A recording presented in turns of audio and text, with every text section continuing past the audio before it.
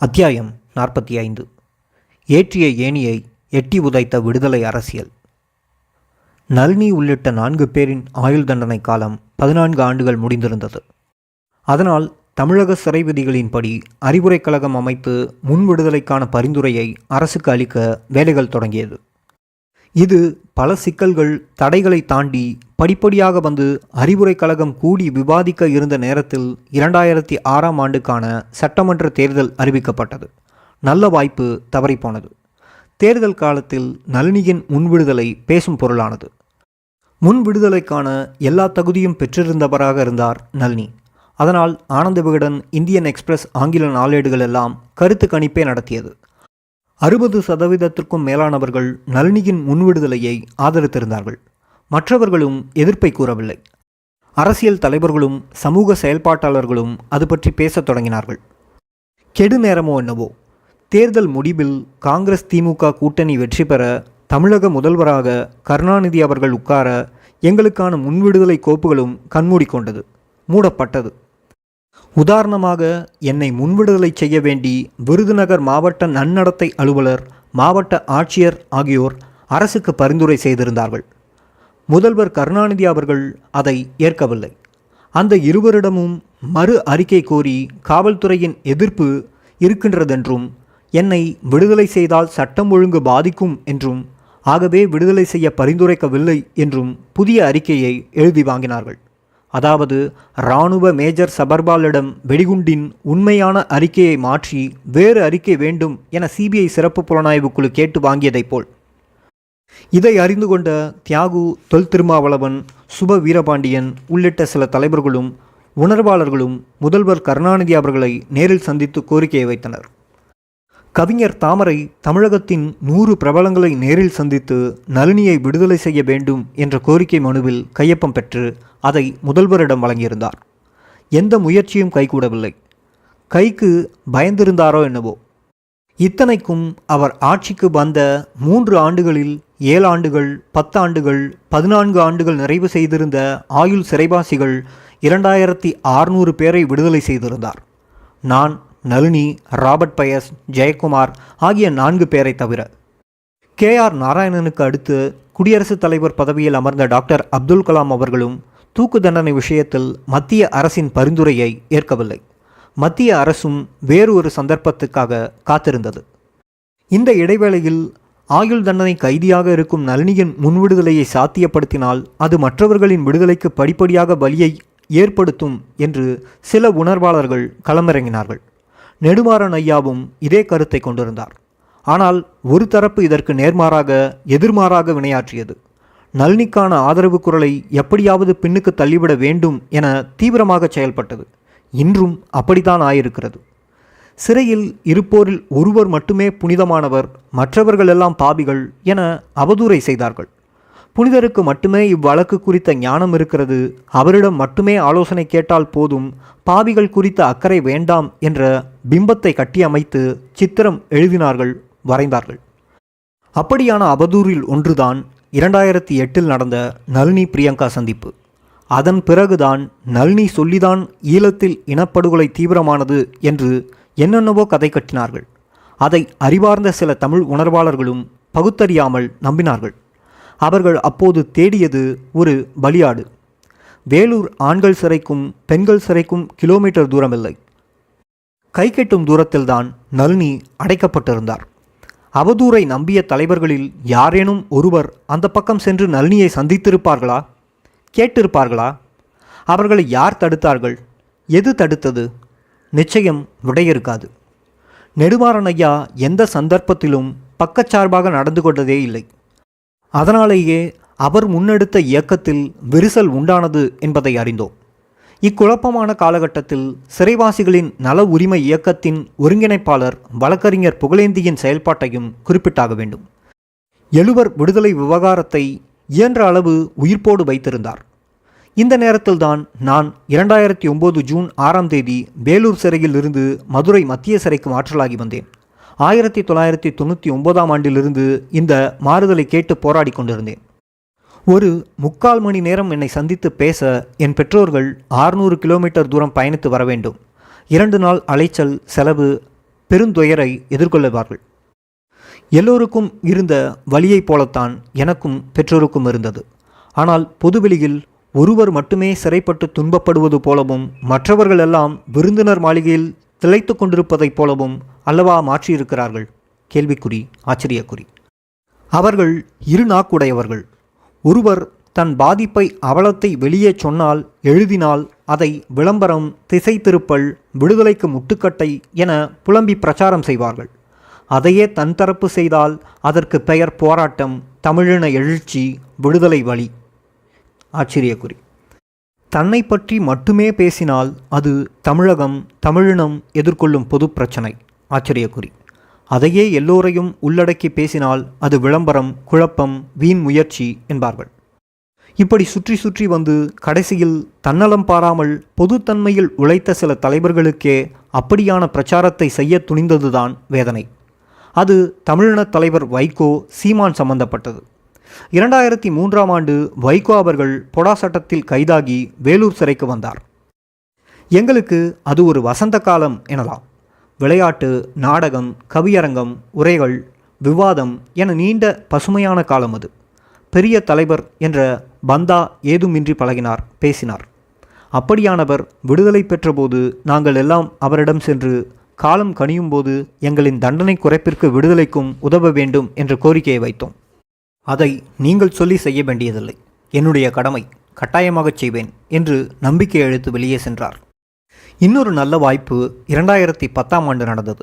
அப்போது முதல்வராக இருந்த கருணாநிதி அவர்கள் சீமான் மீது புலிகளுக்கு ஆதரவாக பிரிவினைவாதம் பேசினார் என்று வழக்கு போட்டு வேலூர் சிறைக்கு அனுப்பி வைத்தார். அப்போது நான் அங்கே இருக்கவில்லை. ஆனால் மற்றவர்களுக்கு பெரும் வாய்ப்பாக அமைந்தது.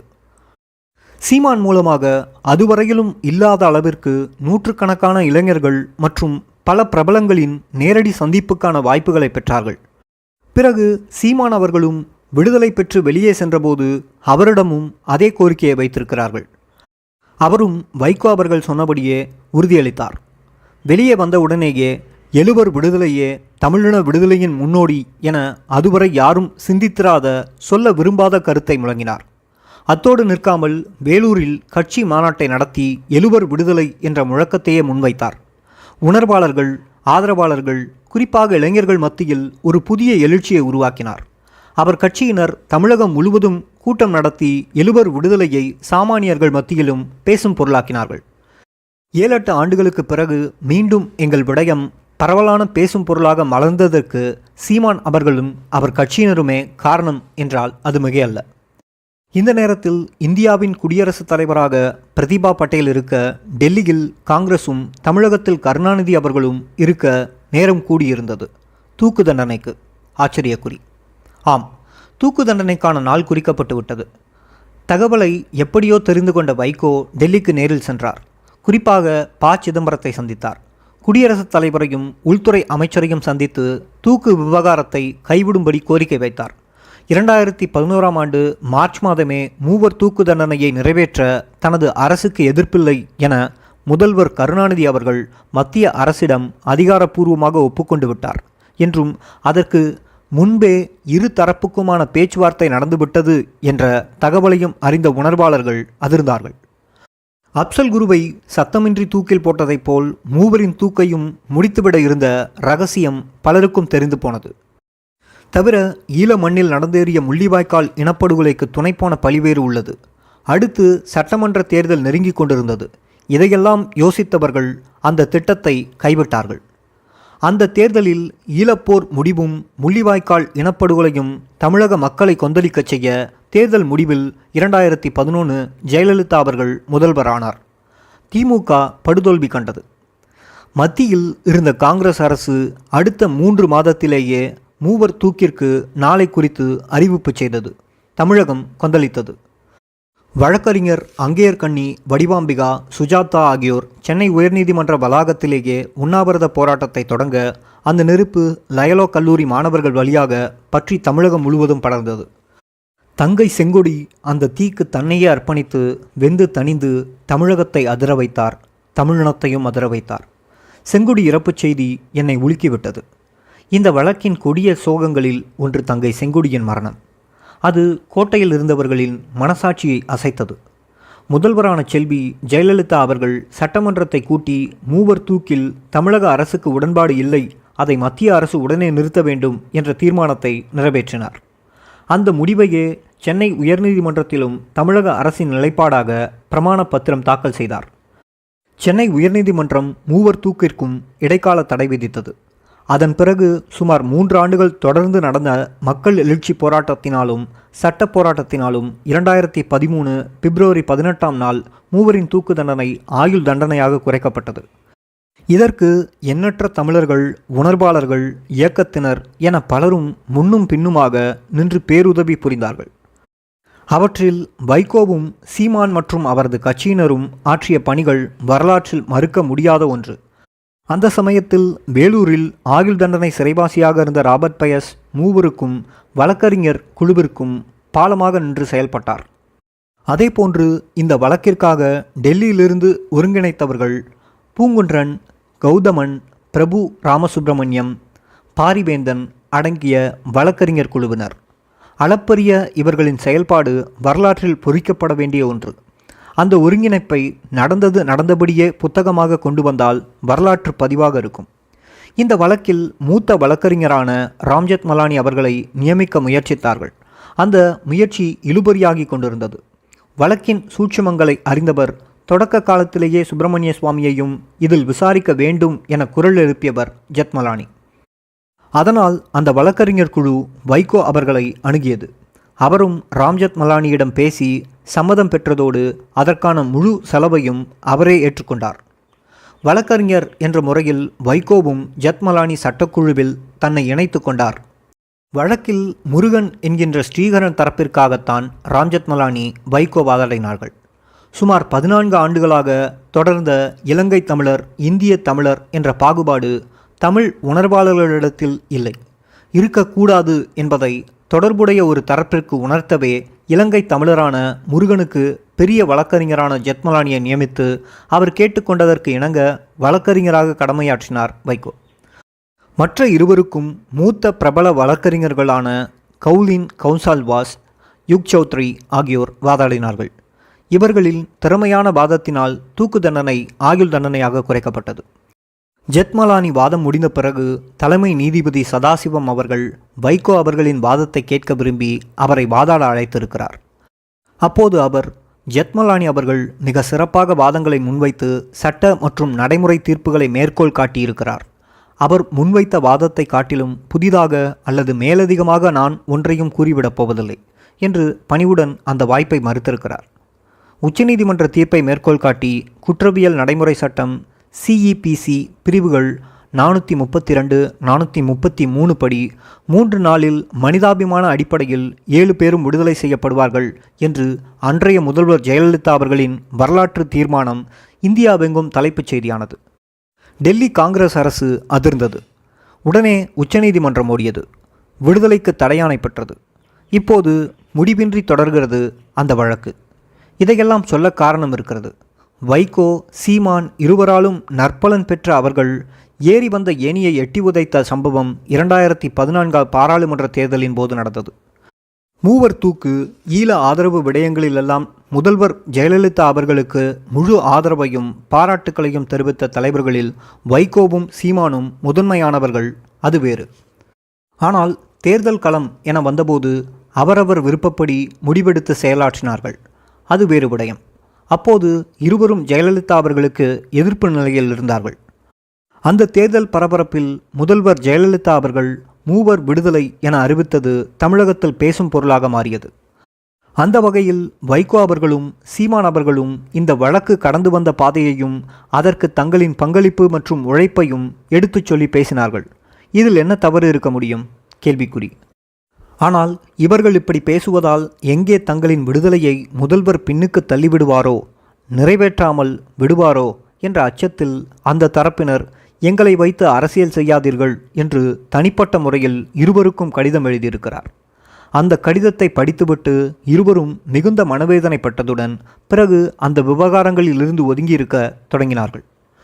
2016ஆம் ஆண்டு நான் உடல்நலம் பாதிக்கப்பட்டிருந்தபோது வைகோ அவர்கள் என்னை காண வந்திருந்தார்கள்.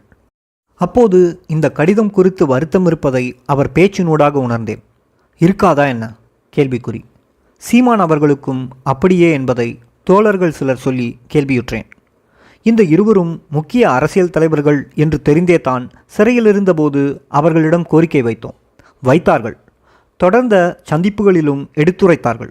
அதன் பேரில் வைகோ அவர்கள் சட்ட போராட்டத்தில் இறங்கிய போது எங்களை வைத்து அரசியல் செய்ய வேண்டாம் என்று கூறவில்லையே? கேள்விக்குறி. சீமான் அவர்கள் மக்கள் மன்றத்தில் ஊர்தோறும் பேசி வந்தபோது எங்களை வைத்து அரசியல் செய்ய வேண்டாம் என கூறவில்லையே? கேள்விக்குறி. ஏன்? கேள்விக்குறி. அதுவும் ஒரு அரசியல்தான். ஆச்சரியக்குறி. மனிதன் பேசும் ஒவ்வொரு வார்த்தையிலும் அரசியல் ஒளிந்திருக்கிறது என்றார் லெனின். அந்த வகையில் அரசியல் என்ற சொல்லை உதிர்ப்பவர்கள், எழுதுபவர்கள் எல்லோரும் அரசியல் செய்பவர்கள்தான். ஆச்சரியக்குறி. நானும் கூட அதற்கு விதிவிலக்கல்ல. ஏனென்றால் அடிப்படையில் இந்த வழக்கே ஒரு அரசியல்தான். விடுதலைக்காக காத்திருக்கும் எம் எழுவர் விஷயம் உட்பட. அத்தியாயம் முற்று.